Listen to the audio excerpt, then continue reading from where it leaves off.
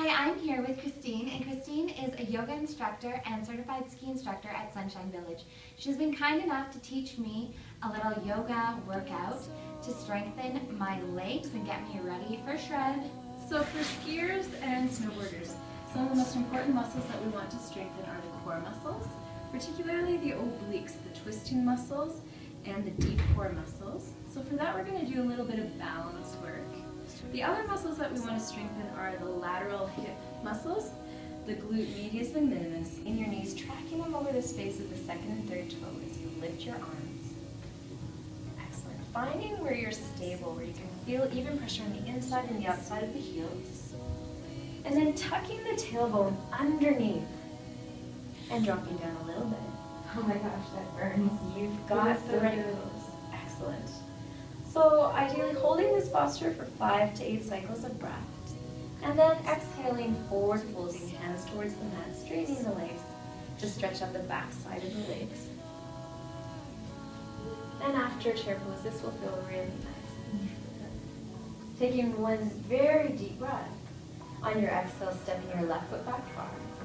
Turning your left foot 90 degrees so that the right heel intersects the middle of the left arch and the right knee is over the right ankle. With your inhale, windmill your arms up and extend them out over your legs. Making sure the right knee bends towards but not past 90 degrees. And then to get more into the strengthening aspect of this posture, starting by dropping your left hip bone down, bringing the torso in the middle of the legs, beautiful. And externally rotating both leg bones. Imagine you could take the seams in the inside of your hands and turn them towards the wall in front of your belly button. Very energetic. Feeling it? Yeah, perfect. One more breath here. With your exhale, lowering your right hand down in front of the right foot, and then walking your left foot forward until you can lift the left leg up, straightening the right knee, flexing the left ankle, and creating a 90-degree angle between the legs or higher. What this posture is great for is strengthening the lateral part of the hip, the glute medius and glute minimus. And it's also good for the external rotators of the leg. We're going to pause here for a couple cycles of breath to increase intensity, strengthen the right leg, and maybe turning to gaze up at the left thumb. Optional. Wonderful. With your exhale coming into a standing forward fold. Both legs down. Both legs down. Wonderful. So using the standing forward fold as our rest in between the strength building postures. We'll do the same too on the right side. We'll be taking a momentary rest.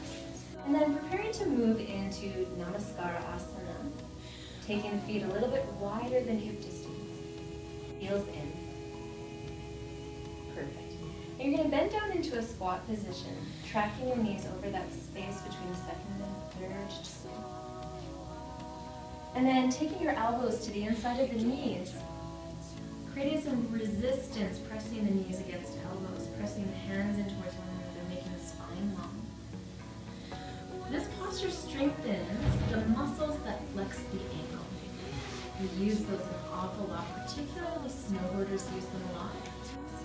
And then with your exhale, lowering your hands down, we're going to move into an arm balance, crow posture. So starting by lifting the knees as high up onto the upper arms as you can possibly get them, but keeping the pelvis low. And then looking forward, one foot in front of your mat as you play with lifting one toe at a time, taking the weight up into the air. Very good, Kendra. She's done this before. Beautiful. And this is actually a brilliant core strengthening pose. And it's great for stabilizing the upper body when we're skiing and snowboarding. One more breath here. With your exhale, lowering down. Come back into the squat. This time extend the arms forward, lower the head. And then making your way onto your seat for Navasana, both knees.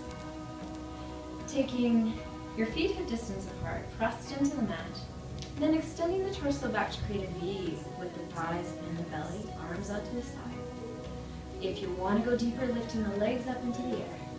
If you want to go deeper, extending legs and arms straight to hold 5 cycles of breath per round Repeating optimally 3 rounds per session. Very good. Super stable. These are the muscles that are going to help you if you're doing jumps. This is what's going to keep you from over-rotating. Exhale, lowering down. Very good. Start by just lifting the pelvis a little bit so that you can interlace your fingers underneath your back. And then pressing the outer edge of the hands and the arms firmly down into the mat creates this counteraction, lifting the pelvis up. Tucking the tailbone more to lift the pelvis higher, and actually externally rotating your arms and squeezing them under you more. It will give you more, yes, beautiful. If you're in the right version of the posture, there'll be no strain in the neck, and the chest will move towards the chin. Staying here for, again, 5 to 8 cycles of breath will strengthen the glutes and the hamstrings, the whole back side of the body. These muscles are our power muscles, skiing and snowboarding.